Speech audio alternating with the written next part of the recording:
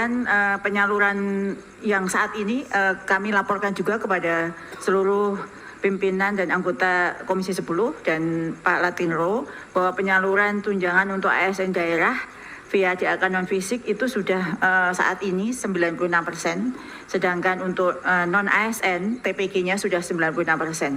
Jadi kalau masih ada 4% itu biasanya terkait dengan data yang tidak valid, sehingga rekening itu retur ke rekeningnya karena diambil sepenuhnya sehingga rekeningnya tidak aktif kembali. Jadi masalah teknis. Sebelum lanjut, izin menyampaikan bahwa telah rilis e-book terbaru kami, judulnya Guru Cerdas Finansial, 15 Usaha Sampingan Berpenghasilan Jutaan Rupiah untuk Guru. Usaha sampingan untuk guru adalah hal wajar selama tidak mengganggu tugas mengajar. Dan sayangnya masih banyak rekan-rekan guru yang belum mengetahui apa saja usaha sampingan yang cocok untuk guru. Nah, e-book ini menjawab Bapak Ibu. Kami sudah rangkum 15 usaha sampingan yang terbukti menghasilkan jutaan rupiah untuk guru-guru di Indonesia. Lengkap dengan penjelasannya, bagaimana cara memulainya, langkah-langkah, serta tips-tips dan strategi. Harga normal dari buku ini adalah Rp52.000, tapi untuk promo di bulan Desember ini Bapak Ibu bisa mendapatkan hanya dengan Rp23.000 saja, khusus bulan Desember. Silahkan chat di WhatsApp kami, di WA kami 0823 1332 0383. Tidak urut dari ini, tapi yang ditanyakan oleh Pak Ferdiansyah tadi terkait dengan anggaran 776 miliar, itu untuk bantuan kualifikasi S1 D4 untuk menyelesaikan S1 D4-nya dengan program RPL. Jadi guru yang sudah ada di dalam satuan pendidikan kita sejumlah 150.000 orang, lalu bukan calon guru. Kemudian terkait dengan Pak Latinro tadi terkait dengan Tamsil, Pak, Tamsil itu diberikan bagi guru ASN daerah yang belum mempunyai sertifikat pendidik. Datanya itu disampaikan ke Pemda. Jadi Pemda yang melakukan verifikasi data. Setelah itu baru diterbitkan SK penerima yang diterbitkan oleh Pemda juga. Setelah itu baru nanti dikirimkan ke pusat untuk dilakukan pembayaran tamsilnya. Jadi ini ada di Pemda. Siapa yang berhak menerima tamsil itu ada di Pemda. Usulannya dari Pemda. Dan tidak ada gaji ke-15 memang. Tidak ada. Kemudian satu lagi untuk Pak Habib tadi terkait dengan guru ASN daerah, guru yang didistribusi Habib. Jadi kami terkait dengan hal ini sudah melakukan sosialisasi dan sudah melakukan, ada terbit Permen, Kepmen, sudah mengumpulkan semua dinas pendidikan seluruh Indonesia, 4 region.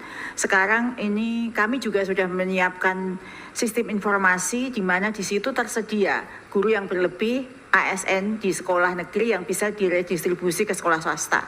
Dan tugas kita itu mendorong, mendampingi, memfasilitasi. Keputusan terakhirnya itu ada di Pemda. Jadi kita sudah mendorong terus, bahkan memfasilitasi pendampingan. Dan alhamdulillah sudah beberapa Pemda sudah mulai melihat data tersebut dan sudah mulai mengajukan. Dan terkait dengan hal ini memang juga ada kaitannya dengan kementerian lain, bukan hanya di Kemendikdasmen. Dari Kemendikdasmen menyediakan data, keputusan terkait dengan pendataan ada di BKN.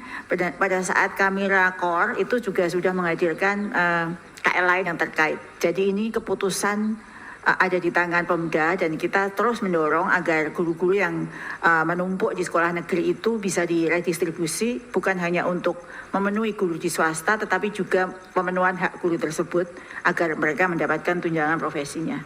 Mungkin itu saja Bu Pimpinan. Oh ya, terkait dengan paruh waktu, Bu Anita ya. Jadi penyelesaian P3K paruh waktu itu mengikuti kebijakan dari Kemenpan RB. Yang disebut dengan paruh waktu di dalam Kepmen paruh waktu itu bukan hanya guru, Bu, tapi semua honorer di kementerian lain di seluruh Indonesia itu diberikan definisi paruh waktu. Sedangkan untuk kapan akan menjadi ASN penuh waktu itu keputusannya bukan di Kemendikdasmen tetapi di Kemenpan RB. Terkait dengan formasi ASN baik PNS ataupun P3K saat ini memang hanya diberikan di sekolah negeri, belum ada formasi untuk sekolah swasta. Nah, Kemendikdasmen memfasilitasinya dengan bisa memindahkan ASN di sekolah negeri itu ke sekolah swasta dengan terbitnya Permendikdasmen yang tadi saya jawab untuk Pak Habib. Tapi dari Panselnas itu memang formasi hanya di sekolah negeri. Bapak-bapak dan Ibu seluruh anggota Komisi 10 DPR RI, izinkan kami menyampaikan executive summary atau ringkasan singkat dari program dan anggaran tahun 2026 sebagaimana yang disampaikan oleh Ibu Esti, Ibu Pimpinan Sidang. Aneka tunjangan guru non-ASN sebesar 13,6 triliun rupiah diberikan untuk 798.905 guru non-ASN, baik yang mengajar di sekolah negeri maupun di sekolah swasta.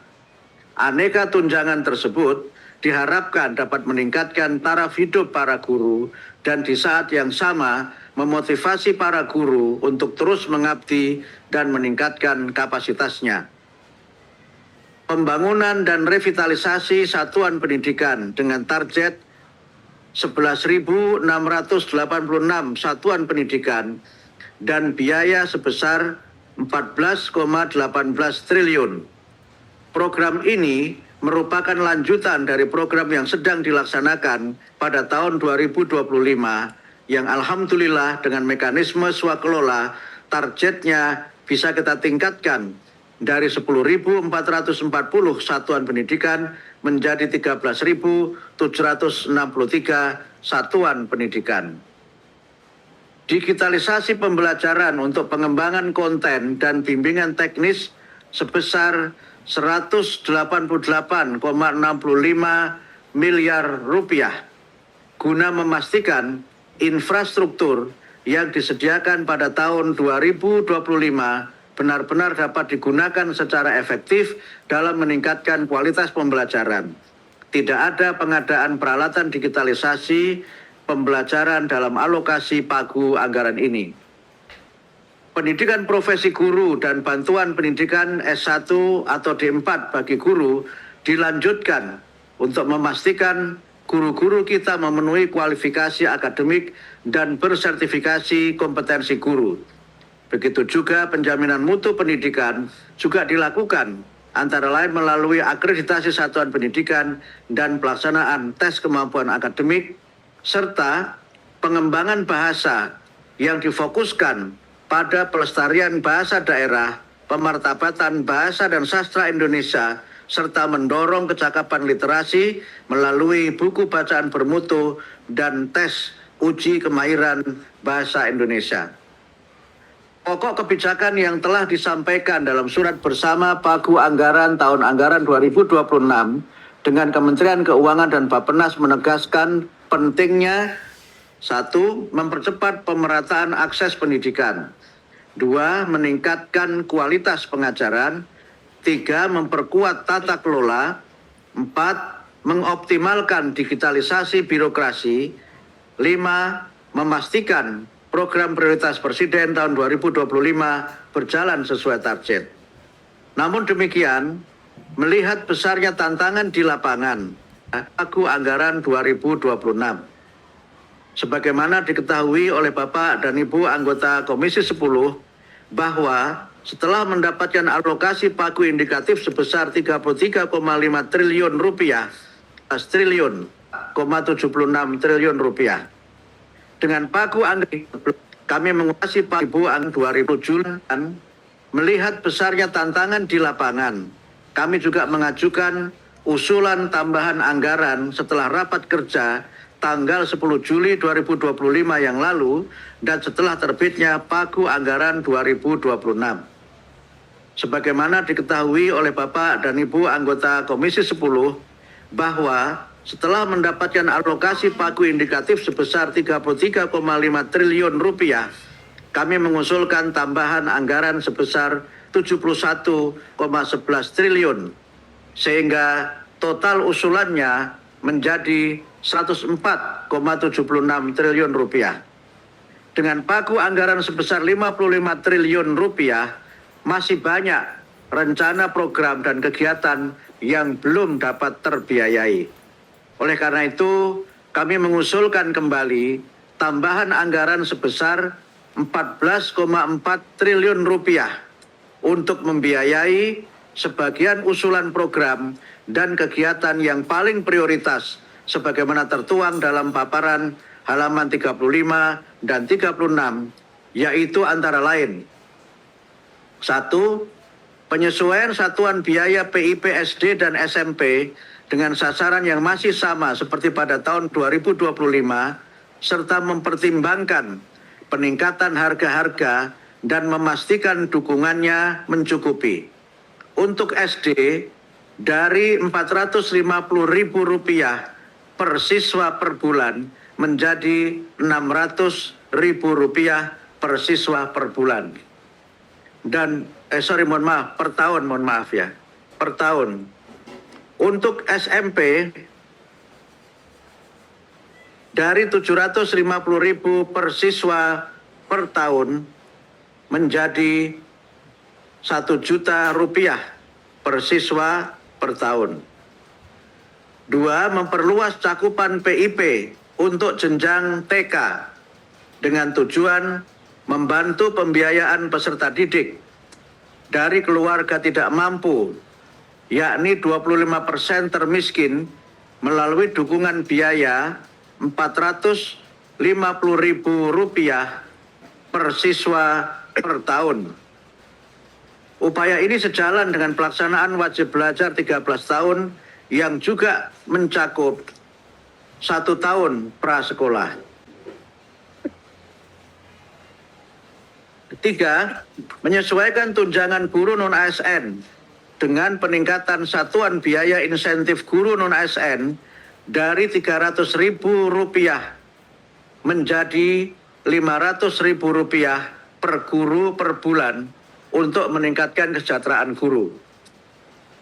4. Menambah sasaran program pembangunan dan revitalisasi satuan pendidikan sebagai upaya pemenuhan standar pelayanan minimum bidang pendidikan, khususnya bagi sekolah-sekolah dengan sarana dan prasarana terbatas, rusak, dan terdampak bencana. Sebelum lanjut, izin menyampaikan diskon e-book akhir tahun sampai 31 Desember 2025 untuk 4 koleksi e-book keren dan bermanfaat untuk guru. Yang pertama ada e-book Guru Cerdas Finansial berisi 15 usaha sampingan berpenghasilan jutaan rupiah untuk guru. E-book ini membantu guru meningkatkan kesejahteraan Bapak Ibu. 15 usaha sampingan yang tidak mengganggu jam mengajar. E-book yang kedua adalah 20 ice breaking di kelas yang dibutuhkan guru untuk meningkatkan semangat peserta didik di kelas maupun di luar kelas. Yang ketiga adalah e-book 40 menit paham implementasi pembelajaran mendalam, dan yang keempat adalah e-book buku pegangan guru sertifikasi. Semua e-book ini di akhir tahun diskon Bapak Ibu hingga di atas 50%. Segera pesan di nomor WA kami 0823 1332 0383.